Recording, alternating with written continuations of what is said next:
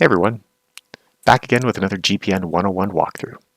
This time we're looking at scheduling ladder matches, how to get players assigned to courts based on their rankings and availability. For today's scenario, we already have our linked event created and players have RSVP'd to show their availability. If you want to check that out, you click up here and you can jump to the event, and here it is. These are all the players. We have 13 signed up and there's 7 spots remaining. If you have questions about how to set up an event, be sure to check out that video. So if we move back to the mixed doubles ladder, and we're ready to schedule our matches. So we'll click on the schedule tab. We scroll down past the event section. It says we have our 13 players. We click on scheduled matches. We're going to be playing on the 26th, so we'll select that day. So this is the screen where we'll be scheduling the matches. You can see it showing that we're scheduling 13 out of 20 players, but there's also this button here, who's coming. This is your opportunity to make any last-minute changes to the lineup. Maybe somebody can't make it, or somebody showed up unexpectedly. You simply change the check boxes next to their name and hit save. So let's say if we got 2 people there, so now we're scheduling 14 players. If someone's a no-show, you take their name off the list.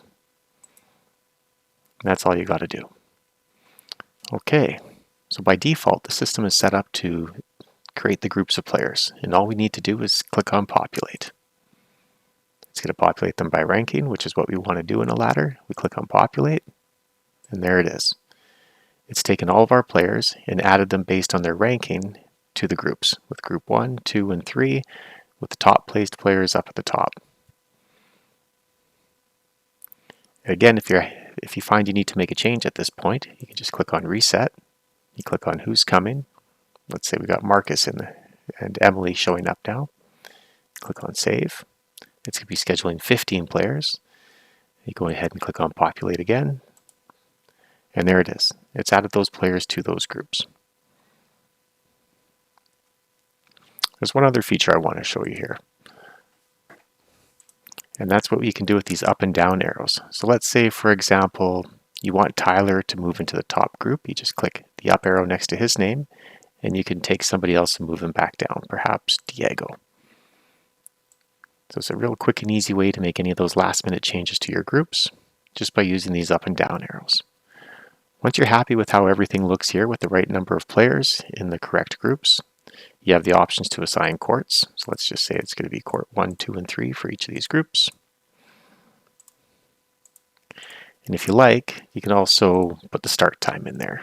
We've already set this in the event, so it's not really necessary at this point. All the players know that they'll be playing at 7 o'clock. So there we go. It looks good. You hit save. You can choose to notify all your players by checking that box. Click save again, and your matches are set. To go see the schedule, you click up here to go back to the mixed doubles ladder. It puts you on the schedule tab, and you scroll down, and here they are. So it's created a mini round robin for everybody in the group. So each player will play with one match with each other player. So for example, if we look at Hannah, Hannah's playing with Tyler, then Marcus, then Emily, then Sarah, and then she gets a last round bye.